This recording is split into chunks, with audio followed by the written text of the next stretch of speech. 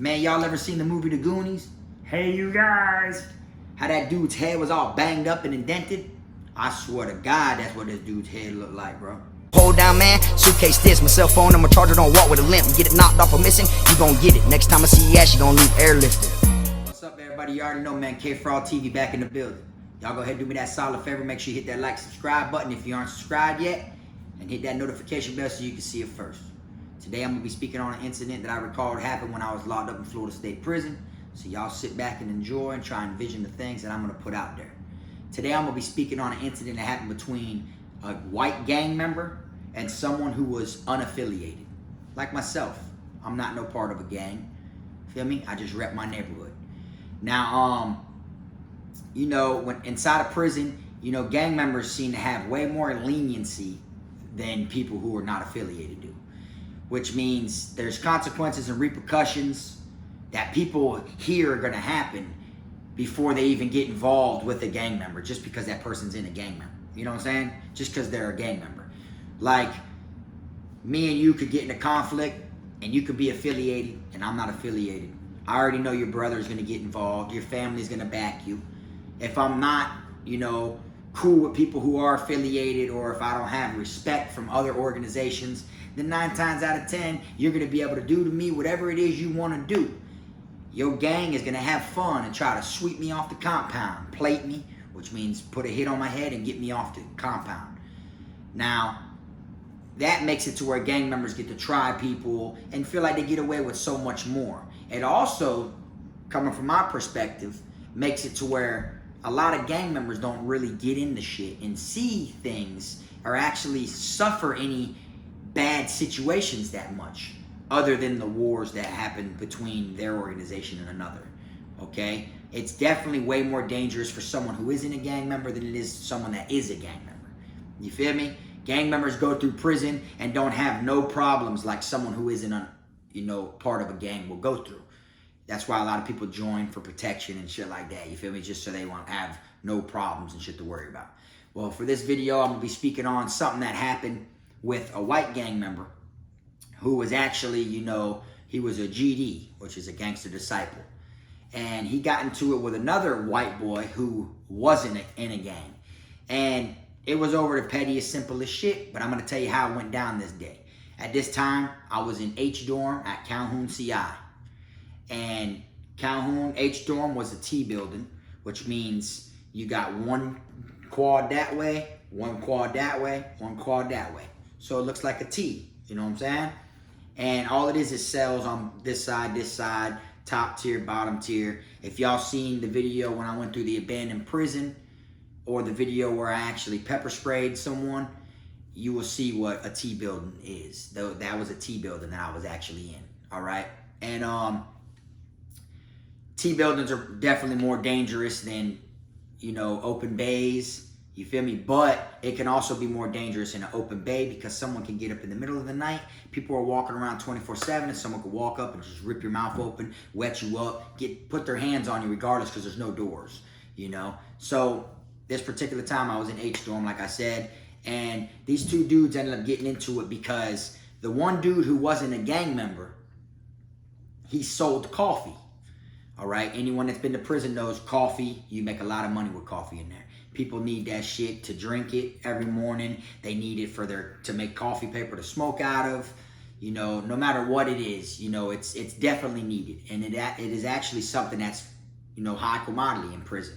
So people will go to the canteen window and they'll buy them a bag of coffee for like $6.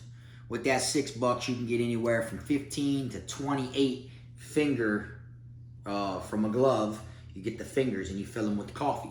And then you tie it and you sell bombs of coffee, a soup, a piece. You feel me? So you can actually hustle your money and make way more than $6. You feel me? So this guy was known for selling coffee. And I guess the gang member, you know, felt like because he was affiliated that he would go up to this inmate and tell him, you know, hey man, let me get one of them, you know, coffee bombs. Well, this dude didn't care that he was affiliated. He didn't care nothing about none of that shit. He was basically like, nah, bro, you got to pay me a soup. Well, I'll give you the soup later. You know, gang members tend to front shit and don't pay because they have brothers, and they have an organization behind them. So they try to wheel and deal and slither through the cracks and get over on as many people as possible. Okay? Not all gang members, but a lot of them. You feel me? So the white boy wasn't having that. So he was on some shit like, nah, bro, it ain't happening. So that white boy just continues to sell his coffee bombs to everyone. He's been doing it for months. A couple days later, the gang member goes up to him again, asks him, hey, bro, let me get one of them soup. And he had another excuse. Oh, I got a call out right now. When I come back, I'll give you the soup. You feel me? And once again, that white boy stood on his own hustle and was like, nah, bro, COD. You got to have cash on deck. You feel me? I want my shit up front. So I guess the gang member got tired of that shit, right? So he waited till the next day when the guy was going to walk around and ask everyone in the dorm who needs coffee. Because he literally would get up early in the morning and he'd walk around, go from door to door, peck on the door. He'd show him like a coffee bomb. And he'd be like, yeah, yeah. And then the dude would give him a soup. So he had a little mean hustle going on. This very next, morning, when the dude was walking around going to do all that shit, we was already all down there in the day room area, which is where the TV section, where you watch the TV and shit like that. People are walking around. You got some people that are drinking coffee, some that are not. Next thing you know, the gang member, which was the GD, comes walking. He's on the top tier. The person that's selling the coffee bombs is walking on the bottom tier, like walking under the walkway that the dude is above him. And for some reason, we seen him up there, but we didn't really catch on to what he was doing. We just seen, he was carrying a locker. So we thought maybe he was, fucking going from one room to another, or you never know what it is in prison, So when we seen it, we weren't really peeping it, but me and this one Chico I used to hang out with, his name was Bodie, because he was Boricua or whatever, so his nickname was Bodie. So me and Bodie was sitting there and we were looking up at him, and we noticed that every single time the dude on the bottom would stop and talk to someone by a door, the dude up top, the gang member, would stand still with the locker. Like he'd stop walking up there and everything too. And what it was is he was waiting for the person that was selling the coffee down there to come from under the walkway. You see what I'm saying? Because it was like he was protected by the walkway. There was no one's gonna grab a locker and throw it in an angle, Next thing you know, boy, we're like, oh shit, look, he finna bust him with the locker. And sure enough, when he went to come walking out of there, he's like, talking to whoever he was talking to in their cell. As soon as he decided to part ways, like to walk from under the walkway, the dude was right there, and he slung the fucking locker down. And when he slung the locker down, that shit hit that dude dead in the head. And when it hit that dude in the head, I'm talking about the dude dropped like straight to his chin. Like it hit him, dropped, split his chin. He started gushing from his chin, his head was gushing, and he didn't move. He literally was just laying there, twitched a little bit, looked like he was knocked out, but was like trying to fight a little bit, but he couldn't. Man, that dude, I swear I seen an indent in that dude's head from where he hit him with that locker. For anyone that knows, whether it's the military or someone that's been incarcerated or just knows about them foot lockers, them shits got weight to them. Them shits are undefeated, bro. And that dude dropped like a fucking sack of potatoes. Blood was everywhere. Of course they came in there and they rewinded the cameras, because we have cameras in Florida State Prison now. And they took the dude to confinement who did that. All right? He did that shit all over a coffee bomb, a soup bomb, you know what I'm saying? Literally, when you could just buy your own bag of coffee. And after that happened, they went around and they started making sure all lockers were bolted to the floor, because they're supposed to be bolted. Every camp I've been to, there's been maybe one or two rooms that were known for having an unbolted locker. And that shit could be used as a big ass weapon.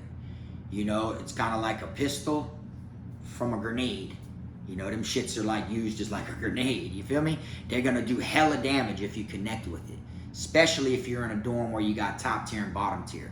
Because all you gotta do is lay on your victim and just wait to get them, and then just wait for the shot and give it to him. You can even pay someone to, hey, yeah, stop and talk to him or whatever, and you get him to where he's standing still and talk, and this person will come walk right up over y'all, and then you just get about the way when he lets that shit go. You feel me? And I tell you, bro, them officers, they ended up coming back in our dorm, and for the next couple weeks, they put a picture of the dude's face on the bubble to where we could see, you know, like basically saying, report if any lockers are, you know, not bolted down, you will receive a disciplinary report. You know, so which means if you were in a room or your locker, you know, or you know someone whose locker wasn't bolted down, next time they do a shakedown or cell inspection, if your shit is unbolted and not bolted down, because now they're giving you the warning to let them know, you're gonna go to confinement. You know what I'm saying? So that was their warning, and it was a picture of the dude's head. And his shit was indented. Looked just like the dude from the Goonies. You know how his shit all deformed looking? Funny looking? His whole thing was indented. He had stitches across his whole chin, because like I said, he fell forward and busted his chin open. And nothing happened to the gang member behind that. You know what I'm saying? Which, that's 9 times out of 10 the type of shit that happens. Nothing normally will, you know, happen back to the gang member. Unless that person had homeboys and or family members or someone in there still on the compound that the gang didn't know about, then, you know, they'd man up and they'd go take one of the gang members out when they least expect it. Whoever you feel like's the biggest threat, you catch him slipping one day when he goes to walk to the canteen or barbershop, chow hall, wherever, and you just rip his shit wide open with a razor blade or run up on him with a lock and start patching him up or whatever it may be. But nothing happened at all to that gang member, none of the gang members or anything. They literally got away with that on the house.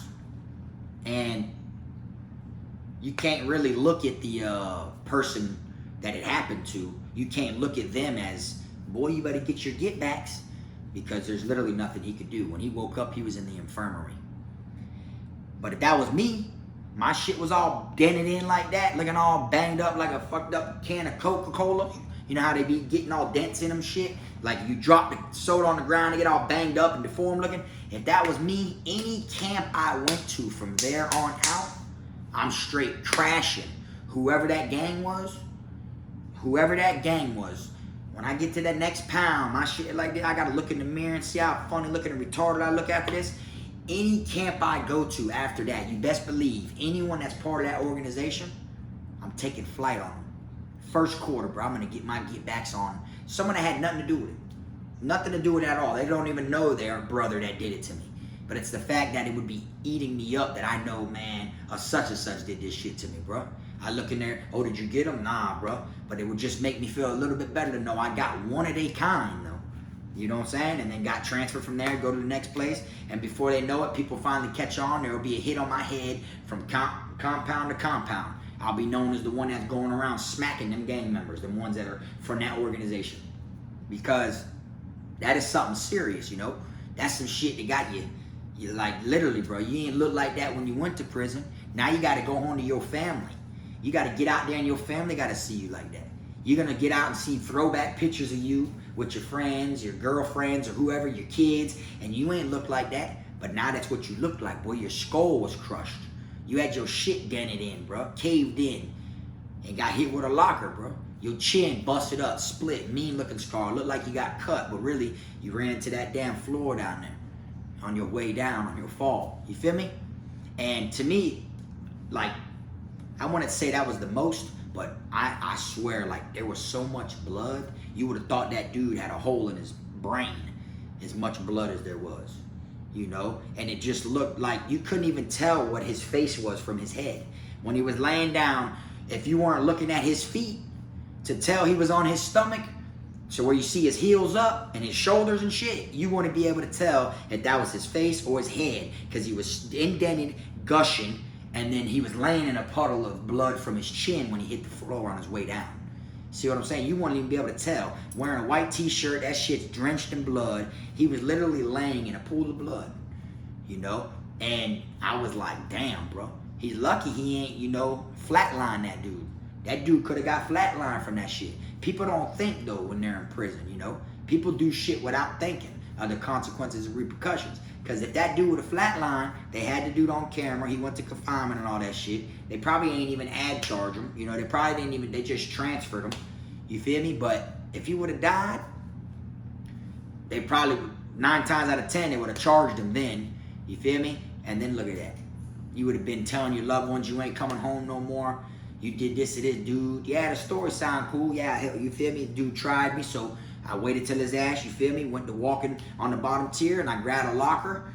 Shit wasn't bolted down, and I waited for him to walk past the rail, and I threw that bitch and hit him in the head and knocked him out. That's how I caught a body. But then you tell him what you do it over. He want to give me a coffee bomb. What's a coffee bomb? Because it's going to sound like something major. Just a little finger full of coffee. Like, what do you mean? Like, I don't give a damn if he want to give, if he owed you 10 of them, you shouldn't have went that damn brutal on him, you know? But in prison, the littlest things mean so much. It's more of a respect, and it's more a principle than it is the actual item alone, you know? And he just felt tried. He felt tried that the dude wouldn't give him no coffee, and then he also felt tried probably because this dude's making money and I'm not. I'm a part of a gang, he ain't. If I really wanted to, I could take his shit. My brother's gonna rot with me. And instead he took it into his own hands, you know? And like I said, that dude hit the deck, boy. Like there was nothing he could do about that shit whatsoever, okay? And, you know, prison's a dangerous place. That dude's lucky to even walk out of there after that stunt happened. He's lucky that shit, you know, didn't, like I said, flatline him.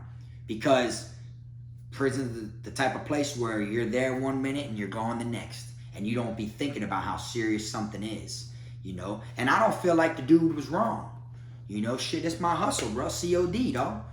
I need my cash too. That shit could have happened to me. It could have happened to anybody. You feel me? Anybody who wouldn't have fronted him. You know what I'm saying? Like, anyone who would have fronted him, then of course it probably wouldn't have happened because you fronted him. You know? But you probably wouldn't have been trying to get your money back from him either, because he probably would have did the same shit to you. He did it because you want to give him a coffee bomb that was worth a suit. So what makes you think he want to do it when he owes you a suit? You see what I'm saying? But me personally, I wouldn't have did it either. I would have been like, nah, bro, I need my cash on deck. You feel me? You know, you only front people that you like this with. People you know that's going to, you know, not bite the hand that feeds them. But doing the fact you can judge when people feel like they better than you, they should have more than you. I'm part of an organization, so that right there means I stand for something off rip. And that's the type of energy you come across while you're incarcerated, you know? But when that dude finally, you know, woke up from what happened to him, just imagine looking in the mirror and seeing that. You know, just imagine when you come to your senses and you look, you're like, you're looking in the mirror like, bro, I'm looking at a monster now, bro. Look at my shit, bro. You feel me? There ain't no coming back from this. Got my shit looking like a pregnant bitch stomach. You know, like for real. So it's just crazy, bro, the type of things that you will see while you were in prison. The type of things that people will go to the extent over. You feel me? I could see if he owed him some money or something, then the gang member would have been in the right. Fuck it. You had to do what you had to do because you got to be a man at the end of the day yourself. You know? But just because the dude won't front you, you should have just whooped him and took the shit from him then. If you think about it. But nah, that boy held that bitch over the top railing and dropped that shit. You feel me? I seen, you know, people get their shit hurt just by getting lockers dropped on them from like waist level. You have someone holding them down and someone pick a locker up and just slamming on them. You know, and that shit hurts. But just imagine from the top tier holding that bitch over the rail. You know, when shit's heavy, that the speed of that bitch going to land, and then it's just you there, bam. Night night. Crazy shit, boy. You know, and you never know. It can happen to you. It can happen to me. It can happen to anybody. You feel me? And I felt like the dude that shit happened to, he ain't deserve all that. You know what I'm saying? And it was just so crazy because after they moved him, like they came and they moved his body, like, you feel me? They put his ass on the stretcher, got him from around there. Them dude, the housing men, them dudes were sitting there, bro, and it took them like 3 hours just to clean up the pool of blood. Like when they would push the mop, it was like so thick. It looked like the thickness of milk. You feel me? But it was blood. So like when they would push it with the mop and all this different shit, it would just like swoom around, and then it would form a puddle again. Like put it in a little thing, they'd wring it out. They were trying to do all they could. And that shit took them literally like 3 hours and some change to pick up all that blood. To where you're like, damn, bro. You feel me? They were telling us the first couple days that dude was, you know, out of there. Oh yeah, bro, some dude got killed and such going the other day, bro. Nah. That's how like word travels. You feel me? Like, that's what other people were hearing. Dude got killed in such and such dorm. You feel me? It'll make you be like, what? Hell nah, for real? Damn. And then word goes around, someone got killed. You feel me? But being in the dorm and seeing it go down, you know that ain't gonna happen. But it's kind of like you tell a story to this person in front of you, they're gonna tell the person to the left of them and throw in something different. And then that person's gonna tell someone to the right of them, and then it's gonna be having a little more difference to what they were told. And then by the time it comes back to you, it's a totally different story. You know, so we started hearing that someone got killed, got flatlined with a locker. We started hearing it in our dorm. We're thinking it was a different occasion, but no, it was the same situation. It was just that's how it got around. Feel me? And boy, I tell you what, I'd hate to be that person, man. Straight up, boy. That boy whole shit messed up. But anyways, y'all, I just want to come on here and share that story with y'all and tell y'all, man, how that dude got his whole shit split with a locker, bro. That's why you got to be on your P's and Q's, man. For real. Want to be him. You know what I'm saying? But anyways, man, I hope y'all enjoyed this video. It ain't as long as, you know, most of them normally are. But, you know, I just felt like, I'm like, man, I got to tell them the locker story. Because you don't see that shit all the time. You know what I'm saying? Like, that's something, like, I never seen it again in prison. I didn't see 5 incidents of people hanging it over the top tier and dropping that shit on someone's head. I only seen that one time. You get what I'm saying? But it's just such a crazy story. And if you were there, it smelled like so bloody-ish. Like, literally the scent of blood in the dorm just made your nose hair stand up. You feel me? That shit's crazy, man. But anyways, I'm going to go ahead and wrap this one on up. I appreciate y'all watching, man. Y'all already know, man. Y'all make sure y'all hit that like and subscribe button. And y'all can check me out on KFROG Game and my other channel, too, if y'all want to vibe. I usually go live over there almost every single night. Y'all keep them snakes, squares, rats, and clowns out your circle. And y'all make sure y'all have a blessed day. Till next time, this Frog.